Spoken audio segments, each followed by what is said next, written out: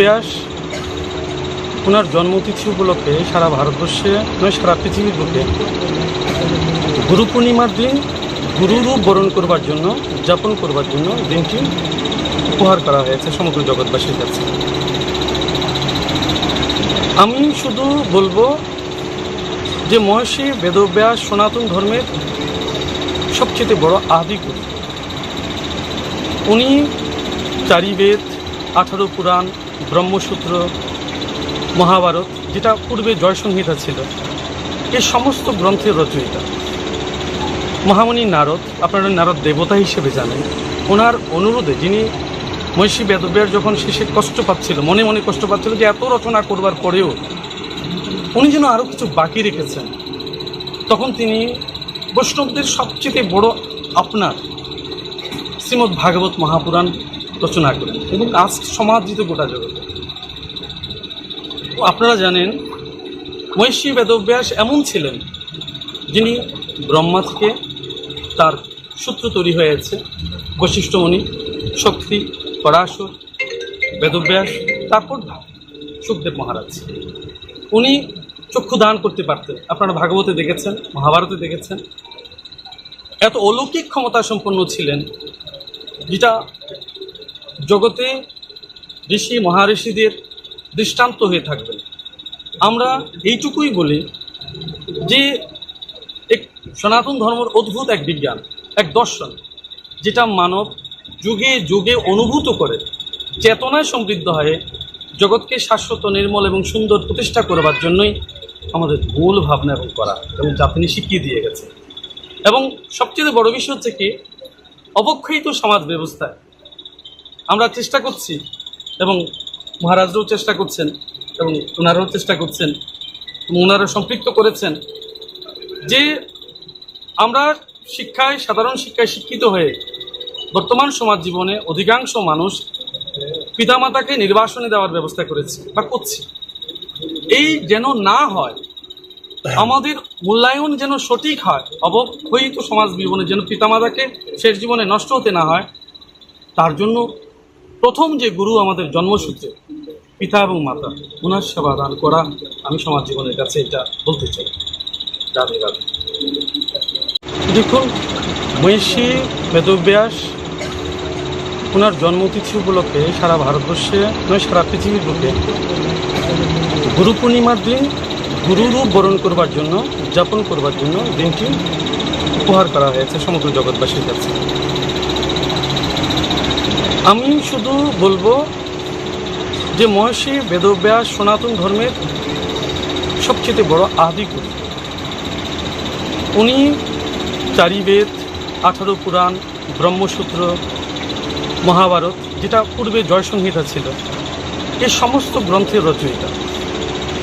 মহামুনি নারদ, আপনারা নারদ দেবতা হিসেবে জানেন, ওনার অনুরোধে যিনি মহর্ষি বেদব্যাস যখন শেষে কষ্ট পাচ্ছিল, মনে মনে কষ্ট পাচ্ছিল যে এত রচনা করবার পরেও উনি যেন আরও কিছু বাকি রেখেছেন, তখন তিনি বৈষ্ণবদের সবচেয়ে বড় আপনার শ্রীমদ্ ভাগবত মহাপুরাণ রচনা করেন এবং আজ সমাদৃত গোটা জগতে। আপনারা জানেন মহর্ষি বেদব্যাস এমন ছিলেন যিনি ব্রহ্মা থেকে তার সূত্র তৈরি হয়েছে, বশিষ্ঠ মুনি, শক্তি, পরাশর, বেদব্যাস, তারপর সুখদেব মহারাজ। উনি চক্ষু দান করতে পারতেন, আপনারা ভাগবতে দেখেছেন, মহাভারতে দেখেছেন। এত অলৌকিক ক্ষমতা সম্পন্ন ছিলেন যেটা জগতে ঋষি মহাঋষিদের দৃষ্টান্ত হয়ে থাকবেন। আমরা এইটুকুই বলি যে এক সনাতন ধর্মের অদ্ভুত এক বিজ্ঞান, এক দর্শন, যেটা মানব যুগে যুগে অনুভূত করে চেতনায় সমৃদ্ধ হয়ে জগৎকে শাশ্বত, নির্মল এবং সুন্দর প্রতিষ্ঠা করবার জন্যই আমাদের মূল ভাবনা এবং করা, এবং যা তিনি শিখিয়ে দিয়ে গেছে।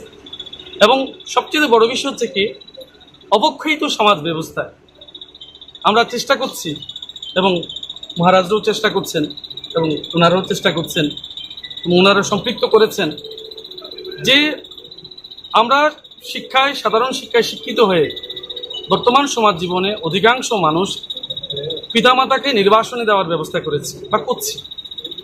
এই যেন না হয়, আমাদের মূল্যায়ন যেন সঠিক হয়, অবক্ষয়িত সমাজ জীবনে যেন পিতামাতাকে শেষ জীবনে নষ্ট হতে না হয়, তার জন্য প্রথম যে গুরু আমাদের জন্মসূত্রে পিতা এবং মাতা, ওনার সেবা দান করা আমি সমাজ জীবনের কাছে এটা বলতে চাই। রাধে রাধে।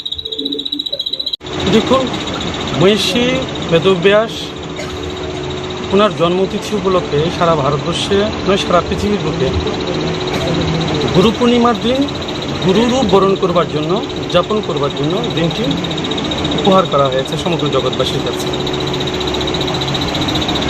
আমি শুধু বলবো যে মহর্ষি বেদব্যাস সনাতন ধর্মের সবচেয়ে বড় আদিগুরু।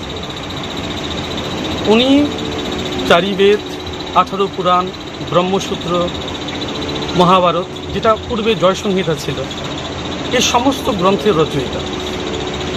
মহামুনি নারদ, আপনারা নারদ দেবতা হিসেবে জানেন, ওনার অনুরোধে, যিনি মহর্ষি বেদব্যাস যখন শেষে কষ্ট পাচ্ছিল, মনে মনে কষ্ট পাচ্ছিল যে এত রচনা করবার পরেও উনি যেন আরও কিছু বাকি রেখেছেন, তখন তিনি বৈষ্ণবদের সবচেয়ে বড় আপনার শ্রীমদ্ ভাগবত মহাপুরাণ রচনা করেন এবং আজ সমাদৃত গোটা জগতে। আপনারা জানেন, মহর্ষি বেদব্যাস এমন ছিলেন যিনি ব্রহ্মা থেকে তার সূত্র তৈরি হয়েছে। বশিষ্ঠ মুনি, শক্তি, পরাশর, বেদব্যাস, তারপর সুখদেব মহারাজ। উনি চক্ষু দান করতে পারতেন, আপনারা ভাগবতে দেখেছেন, মহাভারতে দেখেছেন। এত অলৌকিক ক্ষমতা সম্পন্ন ছিলেন যেটা জগতে ঋষি মহাঋষিদের দৃষ্টান্ত হয়ে থাকবেন। আমরা এইটুকুই বলি যে এক সনাতন ধর্মের অদ্ভুত এক বিজ্ঞান, এক দর্শন, যেটা মানব যুগে যুগে অনুভূত করে চেতনায় সমৃদ্ধ হয়ে জগৎকে শাশ্বত, নির্মল এবং সুন্দর প্রতিষ্ঠা করবার জন্যই আমাদের মূল ভাবনা এবং করা, এবং যা তিনি শিখিয়ে দিয়ে গেছে।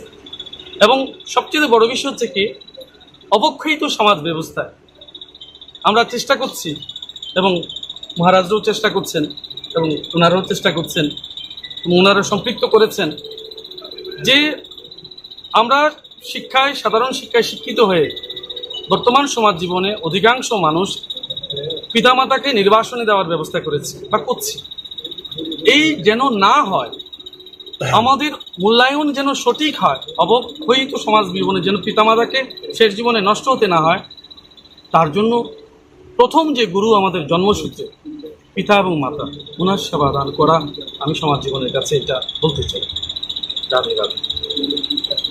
দেখুন, মহর্ষি বেদব্যাস ওনার জন্মতিথি উপলক্ষে সারা ভারতবর্ষে নয়, সারা পৃথিবীর বুকে গুরু পূর্ণিমার দিন গুরুরূপ বরণ করবার জন্য, উদযাপন করবার জন্য দিনটি উপহার করা হয়েছে সমগ্র জগৎবাসীর কাছে।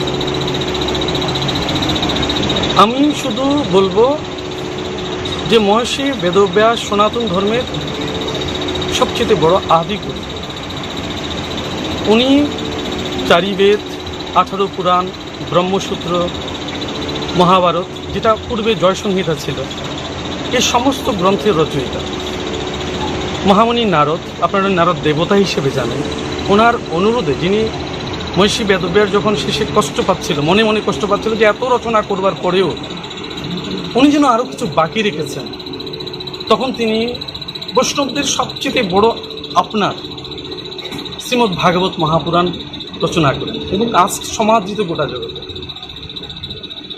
আপনারা জানেন, মহর্ষি বেদব্যাস এমন ছিলেন যিনি ব্রহ্মা থেকে তার সূত্র তৈরি হয়েছে। বশিষ্ঠ মুনি, শক্তি, পরাশর, বেদব্যাস, তারপর সুখদেব মহারাজ। উনি চক্ষু দান করতে পারতেন, আপনারা ভাগবতে দেখেছেন, মহাভারতে দেখেছেন। এত অলৌকিক ক্ষমতা সম্পন্ন ছিলেন যেটা জগতে ঋষি মহাঋষিদের দৃষ্টান্ত হয়ে থাকবেন। আমরা এইটুকুই বলি যে এক সনাতন ধর্মের অদ্ভুত এক বিজ্ঞান, এক দর্শন, যেটা মানব যুগে যুগে অনুভূত করে চেতনায় সমৃদ্ধ হয়ে জগৎকে শাশ্বত, নির্মল এবং সুন্দর প্রতিষ্ঠা করবার জন্যই আমাদের মূল ভাবনা এবং করা, এবং যা তিনি শিখিয়ে দিয়ে গেছে। এবং সবচেয়ে বড় বিষয় হচ্ছে কি, অবক্ষয়িত সমাজ ব্যবস্থায় আমরা চেষ্টা করছি, এবং মহারাজরাও চেষ্টা করছেন এবং ওনারাও চেষ্টা করছেন, ওনারা সম্পৃক্ত করেছেন যে আমরা শিক্ষায়, সাধারণ শিক্ষায় শিক্ষিত হয়ে বর্তমান সমাজ জীবনে অধিকাংশ মানুষ পিতামাতাকে নির্বাসনে দেওয়ার ব্যবস্থা করেছে বা করছে। এই যেন না হয়, আমাদের মূল্যায়ন যেন সঠিক হয়, অবক্ষয়িত সমাজ জীবনে যেন পিতামাতাকে শেষ জীবনে নষ্ট হতে না হয়, তার জন্য প্রথম যে গুরু আমাদের জন্মসূত্রে পিতা এবং মাতা, ওনার সেবা দান করা আমি সমাজ জীবনের কাছে এটা বলতে চাই। রাধে রাধে। দেখুন, মহিষী বেদব্যাস ওনার জন্মতিথি উপলক্ষে সারা ভারতবর্ষে নয়, সারা পৃথিবীর বুকে গুরু পূর্ণিমার দিন